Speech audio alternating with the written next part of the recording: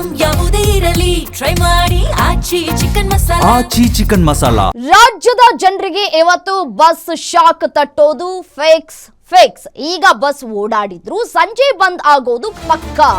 BMTC, KSRTC ಸೇರಿದಂತೆ 4 ನಿಗಮಗಳ bus ಬಂದ್ ಆಗತ್ತೆ. ಇವತ್ತು ಸಂಜೆ 4 ಗಂಟೆಯವರೆಗೆ ಅವಕಾಶವನ್ನ ಕೊಡಲಾಗಿದೆ ಸರ್ಕಾರಕ್ಕೆ. ಆ ಡೆಡ್ಲೈನ್ ಮುಗಿಯುವವರೆಗೆ ಸರ್ಕಾರ ಅಂತಿಮ ತೀರ್ಮಾನವನ್ನ ಪ್ರಕಟ ಮಾಡಬೇಕು. ಇಲ್ಲದೆ ಹೋದರೆ ನಾವು ಬಂದ್ ಮಾಡ್ತೀವಿ ಅಂತ ಹೇಳಿ ಬಿಗಿಪಟ್ಟನ್ನ ಹಿಡಿದಿದ್ದಾರೆ. ಫ್ರೀಡಂ ಪಾರ್ಕ್ನಲ್ಲಿ ಶುರುವಾಗಿದೆ ಸಾರಿಗೆ ನೌಕರರ ಶಕ್ತಿ ಪ್ರದರ್ಶನ. ಬೆಂಗಳೂರು ಚಲೋ ಮೂಲಕ ಫ್ರೀಡಂ ಪಾರ್ಕ್ನಲ್ಲಿ ಪ್ರೊಟೆಸ್ಟ್ ಅನ್ನ ಮಾಡಲಾಗ್ತಾ ಇದೆ. ರಾಜ್ಯದ ನಾನಾ ಭಾಗಗಳಿಂದ ಆಗಮಿಸ್ತಾ ಇದ್ದಾರೆ ನೌಕರರು. ಇವತ್ತು ಕೆಲವರಿಗೆ ವೀಕ್ ಆಫ್ ಇರುತ್ತಲ್ಲ, ಯಾರ್ಯಾರು ವೀಕ್ ಆಫ್ ಅನ್ನ ಪಡೆದುಕೊಂಡಿರ್ತಾರೋ ಅಂತವರೆಲ್ಲರೂ ಕೂಡ ಈ ಒಂದು ಪ್ರತಿಭಟನೆಯಲ್ಲಿ ಭಾಗಿಯಾಗ್ತಾ ಇದ್ದಾರೆ. ಸಂಜೆ 4 ಗಂಟೆವರೆಗೂ ಕೂಡ ತಮ್ಮ ಬೇಡಿಕೆ ಈಡೇರಿಸಬೇಕು. ಆ ಬೇಡಿಕೆಯನ್ನ ಈಡೇರಿಸದೆ ಹೋದರೆ ಸಾಂಕೇತಿಕವಾಗಿ ಮುಷ್ಕರವನ್ನ ನಡೆಸ್ತೇವೆ, ಆಮೇಲೆ ಬಸ್ ಬಂದ್ ಮಾಡ್ತೇವೆ. ಸದ್ಯ ಎಂದಿನಂತೆ ಕೆಎಸ್ಆರ್ಟಿಸಿ ಬಸ್ ಮತ್ತೆ ಬಿಎಂಟಿಸಿ ಬಸ್ಗಳು ಓಡಾಟವನ್ನ ಮಾಡ್ತಾ ಇದ್ದಾವೆ. ಸಂಜೆ 4 ಗಂಟೆಗೆ 2ನೇ ಹಂತಕ್ಕೆ ತಲುಪಲಿರುವಂತಹ ಮುಷ್ಕರದ ಬಿಸಿ. ಸಂಜೆ 4 ಗಂಟೆಯಿಂದ ರಾಜ್ಯದಾದ್ಯಂತ ಬಸ್ಗಳ ಓಡಾಟ ಸ್ಥಗಿತ ಆಗುವಂತಹ ಎಲ್ಲಾ ಸೂಚನೆಗಳು ಸಿಗ್ತಾ ಇದೆ. ಈಗೇನೋ ಬಸ್ ಓಡಾಡ್ತಾ ಇದೆ, ಏನೂ ಸಮಸ್ಯೆ ಇಲ್ಲ ಅಂತ ಹೇಳಿ ಆರಾಮಾಗಿ ಜನಸಾಮಾನ್ಯರು ಬಸ್ಗಳಿಗೆ ಅವಲಂಬಿತ ಏನಾಗಿದ್ದಾರೋ ಓಡಾಡ್ತಾ ಇದ್ದಾರೆ. ಬಟ್ ಆದ್ರೆ ಇಲ್ಲಿ ಬಹಳ ಮುಖ್ಯವಾದಂತಹ ವಿಚಾರ ಏನಪ್ಪಾ ಅಂತಂದ್ರೆ, ಸಂಜೆ 4 ಗಂಟೆಯ ಮೇಲೆ ಬಸ್ ಇರುತ್ತಾ ಇಲ್ವಾ ಅನ್ನೋದು ಗೊಂದಲಕ್ಕೆ ಗೂಡಾಗಿದೆ. ಬೆಳಗ್ಗೆಯಿಂದ ಓಡಾಡಿ ಸಂಜೆ 4 ಗಂಟೆಗೆ ಏನಾದ್ರೂ ಬಸ್ ಇಲ್ಲ ಅಂತಂದ್ರೆ ಎಲ್ಲೆಲ್ಲಿ ಹೋಗ್ಬೇಕು ಜನ ಅನ್ನುವಂತಹ ಪ್ರಶ್ನೆ ಕಾಡ್ತಾ ಇದೆ. 38 ತಿಂಗಳ ವೇತನ ಬಾಕಿ ಉಳಿಸ್ಕೊಂಡಿದ್ದಾರೆ ಸರ್ಕಾರದವರು, ಅದನ್ನ ಬಿಡುಗಡೆ ಮಾಡಬೇಕು ಅಂತ ಹೇಳಿ ನೌಕರರು ಬಿಗಿಪಟ್ಟನ್ನ ಹಿಡಿದಿದ್ದಾರೆ. 2024ರ ಜನವರಿ 1ರಿಂದ ಅನ್ವಯ ಆಗುವಂತೆ ವೇತನವನ್ನ ಪರಿಷ್ಕರಣೆ ಮಾಡಬೇಕು. 2024ರಿಂದ ಅನ್ವಯ ಆಗುವಂತೆ 4 ವರ್ಷಗಳ ಹೊಸ ವೇತನವನ್ನ ನೀಡಬೇಕು ಅಂತ ಹೇಳಿ ಆಗ್ರಹಿಸ್ತಾ ಇದ್ದಾರೆ. ಸಾರಿಗೆ ಸಂಸ್ಥೆಗಳ ಖಾಸಗೀಕರಣವನ್ನ ತಡಿಬೇಕು ಅನ್ನುವಂತಹ ಒತ್ತಾಯವನ್ನ ಮಾಡ್ತಾ ಇದ್ದಾರೆ. ನೌಕರರ ಮೇಲೆ ಒಂದಷ್ಟು ಕಿರುಕುಳವನ್ನ ಕೂಡ ನೀಡ್ತಾ ಇದ್ದಾರೆ ಮೇಲಾಧಿಕಾರಿಗಳು. ಆ ಕಿರುಕುಳವನ್ನ ತಪ್ಪಿಸಬೇಕು, ಅದೆಲ್ಲವೂ ಕೂಡ ತಕ್ಷಣ ನಿಲ್ಲಬೇಕು ಅನ್ನುವಂತಹ ಆಗ್ರಹ. 2024ರಿಂದ ಅನ್ವಯ ಆಗುವಂತೆ 4 ವರ್ಷಗಳ ಹೊಸ ವೇತನವನ್ನ ನೀಡಬೇಕು ಅಂತ ಹೇಳಲಾಗ್ತಾ ಇದೆ. ಹಾಗಿದ್ರೆ ನೌಕರರ ಬೇಡಿಕೆಯನ್ನ ನಾವು ಗಮನಿಸಿದ್ವಿ, ಇಷ್ಟೂ ಬೇಡಿಕೆಗಳನ್ನ ಮುಂದಿಡ್ತಾ ಇದ್ದಾರೆ. ಸರ್ಕಾರದ ಆದೇಶ ಏನು ಹಾಗಾದ್ರೆ ಅದನ್ನು ಕೂಡ ನಾವು ನೋಡ್ತಾ ಹೋಗೋದಾದ್ರೆ ನೋಡಿ, 2021 ಜನವರಿ 1ರಿಂದ ಡಿಸೆಂಬರ್ 31ರವರೆಗಿನ 552.99 ಕೋಟಿ ರೂಪಾಯಿ ಹಿಂಬಾಕಿ ಪಾವತಿ ಮಾಡಿದ್ದೇವೆ. 2022ರ ಜನವರಿ 1ರಿಂದ 2023 ಫೆಬ್ರವರಿ 28ರವರೆಗಿನ 718.93 ಕೋಟಿ ರೂಪಾಯಿ ಹಿಂಬಾಕಿ ಪಾವತಿಯಾಗಿದೆ. 2025 ಏಪ್ರಿಲ್ 1ರಿಂದ ಅನ್ವಯ ಆಗುವಂತೆ ಮೂಲ ವೇತನವನ್ನ ಹೆಚ್ಚಳ ಮಾಡ್ತೀವಿ ಅನ್ನುವಂತಹ ಸರ್ಕಾರದ ಆದೇಶ ಆಗಿದೆ. ಇದಕ್ಕೆ ನೌಕರರು ಒಪ್ಪಿಗೆಯನ್ನ ಕೊಟ್ಟಿಲ್ಲ. ಹಾಗಾಗಿ ಇದೀಗ ಫ್ರೀಡಂ ಪಾರ್ಕ್ನಲ್ಲಿ ಪ್ರತಿಭಟನೆಯನ್ನ ನಡೆಸ್ತಾ ಇದ್ದಾರೆ. ಸಮಯ ಕಳೆದಂತೆಯೂ ಕೂಡ ನೌಕರರು ಕೂಡ ಅತಿ ಹೆಚ್ಚಿನ ಸಂಖ್ಯೆಯಲ್ಲಿ ಭಾಗಿಯಾಗ್ತಾ ಇದ್ದಾರೆ. ಸಂಜೆ 4 ಗಂಟೆವರೆಗೂ ಡೆಡ್ಲೈನ್. ಸಂಜೆ 4 ಗಂಟೆಯ ನಂತರ ಬೇರೆ ಸ್ವರೂಪವನ್ನ ಪಡೆದುಕೊಳ್ಳುತ್ತೆ ಈ ಒಂದು ಮುಷ್ಕರ ಅಂತ ಹೇಳಿ ಮಾಹಿತಿ ಸಿಗ್ತಾ ಇದೆ.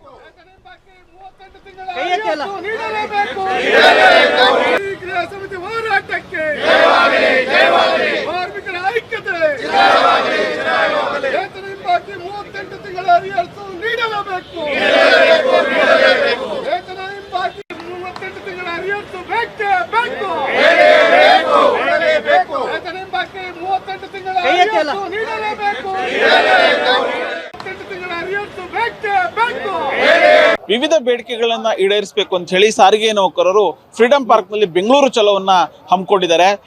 ನಮ್ಮ ಒಂದು 3-4 ಬೇಡಿಕೆಗಳನ್ನ ಈಡೇರಿಸುವಂತ ವಿಚಾರದಲ್ಲಿ ಕಳೆದ ಹಲವು ವರ್ಷಗಳಿಂದ ನಾವು ಬೇಡಿಕೆಯನ್ನ ಇಟ್ಟಿದ್ರು ಕೂಡ ಅದನ್ನ ಈಡೇರಿಸುವಂತ ಕೆಲಸವನ್ನ ರಾಜ್ಯ ಸರ್ಕಾರ ಮಾಡ್ತಾ ಇಲ್ಲ ಅನ್ನುವಂಥ ಒಂದು ಬೇಸರವನ್ನ ವ್ಯಕ್ತಪಡಿಸಿದ್ದಾರೆ. ಸದ್ಯ ನಾನು ಫ್ರೀಡಂ ಪಾರ್ಕ್ನಲ್ಲಿ ಇದ್ದೀನಿ. ವೇತನ ಪರಿಷ್ಕರಣೆ 25% ಏನಾಗಬೇಕು ಅದನ್ನ ನಮಗೆ ಪ್ರಮುಖವಾಗಿ ಕೊಡಬೇಕು ಅನ್ನುವಂಥ ಒಂದು ಬೇಡಿಕೆಯನ್ನ ಇಟ್ಟು ಪ್ರತಿಭಟನೆಯನ್ನ ಮಾಡ್ತಿದ್ದಾರೆ. ನೌಕರರಿಂದನೇ ಕೇಳೋಣ ಸರ್, ಈಗ ಪ್ರಮುಖವಾಗಿ ಸರ್ಕಾರ, ಸಿಎಂ ಆಗಿರ್ಬೋದು ಮತ್ತೆ ರಾಮಲಿಂಗಾರೆಡ್ಡಿ ಅವರ ನೇತೃತ್ವದಲ್ಲಿ ಸಾಕಷ್ಟು ಸಭೆ ಆಯ್ತು, ಸಭೆ ಯಾವುದೂ ಕೂಡ ಫಲಪ್ರದ ಆಗಲಿಲ್ಲ. ಡಿಮ್ಯಾಂಡ್ ಏನು ಅಂತ ಹೇಳಿ ಸರ್, ಇತಿಹಾಸದಲ್ಲಿ ನಮಸ್ಕಾರ, ನನ್ನ ಹೆಸರು ವೆಂಕಟರಮಣಪ್ಪ ಅಂತ, ಜಂಟಿ ಸಮಿತಿಯಲ್ಲಿ ಸಕ್ರಿಯ ಕಾರ್ಯಕರ್ತನ ಕೆಲಸ ಮಾಡ್ತಾ ಇದ್ದೀನಿ. ಈ ಸಾರಿಗೆ ಸಮಿತಿ ಇತಿಹಾಸದಲ್ಲಿ ಒಂದು ವೇತನ ಪರಿಷ್ಕರಣೆಯನ್ನು CM ಲೆವೆಲಲ್ಲಿ 4 ಸಭೆ ಮಾಡಿ ವಿಫಲವಾಗಿದೆ ಅಂದರೆ ಇದೊಂದು ತುಂಬ ನೋವಿನ ಸಂಗತಿ ಅಲ್ವಾ. ಆದರೂ ಸಹ ನಾವು ಏನು 29 2026ಕ್ಕೆ ನಾವು ಬೆಂಗಳೂರು ಚಲೋ ಕಾರ್ಯಕ್ರಮ ಇಟ್ಕೊಂಡಿದ್ದೀವಿ. ಕಾರಣಾಂತರಗಳಿಂದ ನಮ್ಮ ಕಾಮ್ರೇಡ್ ಆನಂದ್ ಸುಬ್ರಾವ್ ಅವರು 28ಕ್ಕೆ ನಿಧನರಾದರು. ಆ ಹಿನ್ನೆಲೆಯಲ್ಲಿ 29ರ ಪ್ರೋಗ್ರಾಮನ್ನ ಮುಂದೂಡಿದ್ದೀವಿ. ಅದೇ ಕಾರ್ಯಕ್ರಮವನ್ನು ಇವತ್ತು 19/2/2026 ಹಮ್ಮಿಕೊಂಡಿದ್ದೀವಿ. ಬಟ್ ಈ ಹಮ್ಮಿಕೊಂಡಿರೋ ಸಂದರ್ಭದಲ್ಲಿ ಏನಾಗಿದೆ, ನಮ್ಮ ಮ್ಯಾನೇಜ್ಮೆಂಟ್ ಮತ್ತು ಸರ್ಕಾರ ಏಕಪಕ್ಷೀಯವಾಗಿ ಈ ಮೂಗಿಗೆ ತುಪ್ಪ ಒರೆಸೋ ಕಾರ್ಯಕ್ರಮ ಮಾಡಿದ್ದಾರೆ.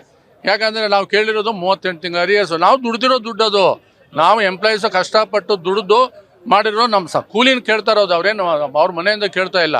ನಾವು ದುಡ್ದಿರೋದು ಈ 38 ತಿಂಗಳ ಅರಿಯರ್ಸು. ಕಾನೂನು ಪ್ರಕಾರ ಏನಿದೆ, 4 ವರ್ಷಕ್ಕೊಂದ್ಸಲಿ ಅಗ್ರಿಮೆಂಟ್ ಆಗಬೇಕು. ಒಂದು 24ರಿಂದ ವೇತನ ಪರಿಷ್ಕರಣೆ ಮಾಡಿದ್ದೀವಿ. ಇದನ್ನು ಈ ಸಂದರ್ಭದಲ್ಲಿ ಕಾರ್ಮಿಕರಿಗೆ ಗೊಂದಲ ಎಬ್ಸೋಕ್ಕೆ, ನಮಗೆಲ್ಲ ಮೂಗಿಗೆ ತುಪ್ಪ ಒರೆಸ್ದಂಗೆ ಇವರು 26 ತಿಂಗಳು ಕೊಡ್ತೀವಿ, 1/4/2025ರಿಂದ ಮಾಡ್ತೀವಿ ಅಂದರೆ ಏನು ಇದರ ಅರ್ಥ ನಮ್ಗೆ ಅರ್ಥ ಆಗ್ತಾ ಇಲ್ಲ. ಬಟ್ ಆದರೂ ಸಹ ನಾವು ಇದನ್ನು ಬಿಡೋದಿಲ್ಲ. ಯಾವುದೇ ಕಾರಣಕ್ಕೂ ನಮ್ಮ ಜಂಟಿ ಕ್ರಿಯಾ ಸಮಿತಿಯವರು 1/1/24ರಿಂದ ವೇತನ ಪರಿಷ್ಕರಣೆ ಆಗಬೇಕು. 38 ತಿಂಗಳು ಅರಿಯರ್ಸು ಕೊಡಲೇಬೇಕು. ಈಗ ಎಸ್ಮಾ ಜಾರಿ ಮಾಡಿದ್ದೀವಿ, ಎಸೆನ್ಷಿಯಲ್ ಸರ್ವಿಸ್ ಅಂಡರಲ್ಲಿ ಬರ್ತಾರೆ, ಯಾರು ಕೂಡ ಪ್ರತಿಭಟನೆ ಮಾಡಬಾರ್ದು ಅಂತ ಹೇಳಿ ಎಸ್ಮಾ ಜಾರಿ ಮಾಡಿದ್ದಾರೆ. ಏನು ಹೇಳ್ತೀರಿ? ಎಸ್ಮಾ ಜಾರಿ ಮಾಡಿದವರೆಲ್ಲ ಭಸ್ಮ ಆಗಿ ಹೋಗಿಬಿಟ್ಟಿದ್ದಾರೆ. ಎಸ್ಮಾ ಜಾರಿ ಮಾಡೋದಕ್ಕೆ ಏನಿದೆ, ನಮ್ಮ ಹಕ್ಕನ್ನು ನಾವು ಕೇಳೋದೇನು ತಪ್ಪಿದೆಯಾ? ನಾವು ಕಷ್ಟಪಟ್ಟಿರೋದು, ನಮ್ಮ ಕೂಲಿ ನಾವು ಕೇಳ್ತಾ ಇದ್ದೀರಿ. ಅದಕ್ಕಾಗಿ ನಮ್ಮ ಕೂಲಿ ನಾವು ಕೇಳ್ತಾ ಇರೋದ್ರಿಂದ ಎಸ್ಮಾಗೂ ಬೆದರಲ್ಲ, ಏನಕ್ಕೂ ಬೆದರಲ್ಲ. ಈ ಹಿಂದೆ ಎಸ್ಮಾ ತಂದಿದ್ದಂಥ ಸರ್ಕಾರಗಳೆಲ್ಲ ಭಸ್ಮ ಆಗಿ ಹೋಗಿದೆ. ನಾವು ಯಾವುದೇ ಕಾರಣಕ್ಕೂ ನಮ್ಮ ಕಾರ್ಮಿಕರ ಹಿತ ಮುಖ್ಯ, ನಮಗೆ ನಮ್ಮ ಕಾರ್ಮಿಕರ ಏಳಿಗೆ ಮುಖ್ಯ. ನಮ್ಮ ಕಾರ್ಮಿಕರ ದುಡಿತಾ ಇರೋವಂಥವ್ರಿಗೆ ದಿಟ್ಟವಾದ ನ್ಯಾಯಯುತವಾದ ಬೇಡಿಕೆಯಾದಂಥ ಅವರ ದುಡಿದಂಥ ಕೂಲಿಯನ್ನು ಕೂಡಲೇ ಸರ್ಕಾರ ಬಿಡುಗಡೆ ಮಾಡಬೇಕು. 1/1/24ರಿಂದ ಕೂಡಲೇ ವೇತನ ಪರಿಷ್ಕರಣೆ ಮಾಡ್ಬೇಕಂತ ನಾನು ಈ ಮೂಲಕ ಕೇಳ್ತಾ ಇದ್ದೀನಿ. ಸರ್, ಈಗ ಒಂದು ಕಡೆ ಸರ್ಕಾರ ಭರವಸೆ ಕೊಡುತ್ತೆ, ಭರವಸೆ ಕೊಟ್ಟರೆ ನೀವು ಮುಷ್ಕರವನ್ನ ಹಿಂಪಡಿತೀರೋ ಅಥವಾ ಲಿಖಿತ ರೂಪದಲ್ಲಿ ಏನಾದ್ರು ಸರ್ಕಾರ ಒಂದು ಮಾತು ಕೊಡಬೇಕು ಅಂತ ನಿಮ್ಮ ಒತ್ತಾಯ ಏನು ಅಂತ? ಸರ, 1/1/20ರಿಂದ ವೇತನ ಪರಿಷ್ಕರಣೆ ಆಗಬೇಕಾಗಿತ್ತು. 38 ತಿಂಗಳ ತಡವಾಗಿ ಮಾಡಿದ್ದು ಮ್ಯಾನೇಜ್ಮೆಂಟು ಮತ್ತು ಸರ್ಕಾರದ ನ್ಯೂನತೆ. ಆ 38 ತಿಂಗಳ ಅರಿಯರ್ಸ್ನ ನಮ್ಮ ಕಾರ್ಮಿಕರು ದುಡಿದಂಥ ದುಡ್ಡದು ಅದನ್ನು ಕೊಡಲೇಬೇಕು ಅನ್ನುವಂಥದ್ದನ್ನು ಈ ಮೂಲಕ ಒತ್ತಾಯ ಮಾಡ್ತೀನಿ. ಮತ್ತು 1/1/24ಕ್ಕೆ ಅಗ್ರಿಮೆಂಟ್ ಆಗಬೇಕು. ಈಗ ಭರವಸೆ ಕೇವಲ ಮೌಖಿಕವಾಗಿ ಕೊಟ್ಟರೆ ನಿಮ್ಮ ಪ್ರತಿಭಟನೆ ಹಿಂಪಡಿತೀರೋ ಅಥವಾ ಲಿಖಿತ ರೂಪದಲ್ಲಿ ಬೇಕೋ? ಸರ, ಭರವಸೆ ಕೊಡುವಂಥ ಅವಶ್ಯಕತೆನೇ ಇಲ್ಲ. ಈಗ ಸುಮಾರು 2-2.5 ವರ್ಷದಿಂದ ಬರೀ ಭರವಸೆನೇ ಕೊಟ್ಕೊಂತ ಬಂದಾರ. ಸಾರಿಗೆ ಸಚಿವರು ಮತ್ತು ಚೀಫ್ ಮಿನಿಸ್ಟರ್ ಜೊತೆಗೆ 7-8 ಮೀಟಿಂಗ್ ಆಗ್ಯಾವು. ಚೀಫ್ ಮಿನಿಸ್ಟರ್ ಜೊತೆಗೆ ಇಂಥ ಮೀಟಿಂಗ್ ಯಾವತ್ತೂ ಆಗಿಲ್ಲ. ಇದು ಮೊದಲನೇ ಸಲ. ಆಮೇಲೆ ಹಿಂದಿನ ಸರ್ಕಾರ ತಪ್ಪು ಮಾಡೈತಿ, ಹಿಂದಿನ ಸರ್ಕಾರ ತಪ್ಪು ಮಾಡಿದ್ವಿ, ನಾವೇನು ಮಾಡ್ಬೇಕಂತಾರೆ. ಹಿಂದಿನ ಸರ್ಕಾರ ತಪ್ಪು ಮಾಡಿದರೆ ಮುಂದಿನ ಸರ್ಕಾರದವ್ರು, ನೀವು ಈಗ ಆಡಳಿತ ಪಕ್ಷದವಾಗಿರಲ್ಲ, ನೀವು ಅದನ್ನು ಸರಿ ಮಾಡ್ಕೋಬೇಕು. ಮಾಡಿಫೈ ಮಾಡೋಕ್ಕೆ ಬೇಕಾದಂಥ ಅವಕಾಶಗಳದಾವು. ಏನೋ ತಪ್ಪಾಗಿತ್ತಂದ್ರೆ, ಈಗ ಸಿವಿಲ್ ಕೋರ್ಟ್ನಾಗೆ ತಪ್ಪಾಗಿತ್ತಂದ್ರೆ ಹೈಕೋರ್ಟಿಗೆ ಹೋಗ್ತಾರೆ, ಹೈಕೋರ್ಟ್ನಾಗ ಆಗಿತ್ತಂದ್ರೆ ಸುಪ್ರೀಂ ಕೋರ್ಟ್ಗೆ ಹೋಗ್ತಾರೆ. ಸುಪ್ರೀಂ ಕೋರ್ಟ್ಗೆ ಹೋದ್ಮೇಲೆ ಸರಿಯಾದ ತೀರ್ಮಾನ ಕೊಟ್ಟಾಗ ಒಪ್ಕೋತಾರಲ್ಲ, ಹಾಗೆ ನೀವು ಹಿಂದೆ ಮಾಡಿದ ಸರ್ಕಾರದ ತಪ್ಪನ್ನು ನೀವು ತಿದ್ಕೋಬೋದಿತ್ತು. ಅದನ್ನು ಮಾಡ್ದೇ 1,15,000 ಜನ ಕಾರ್ಮಿಕರಿಗೆ ನೋವನ್ನೇ ಕೊಡಾಕತ್ತೀರಿ.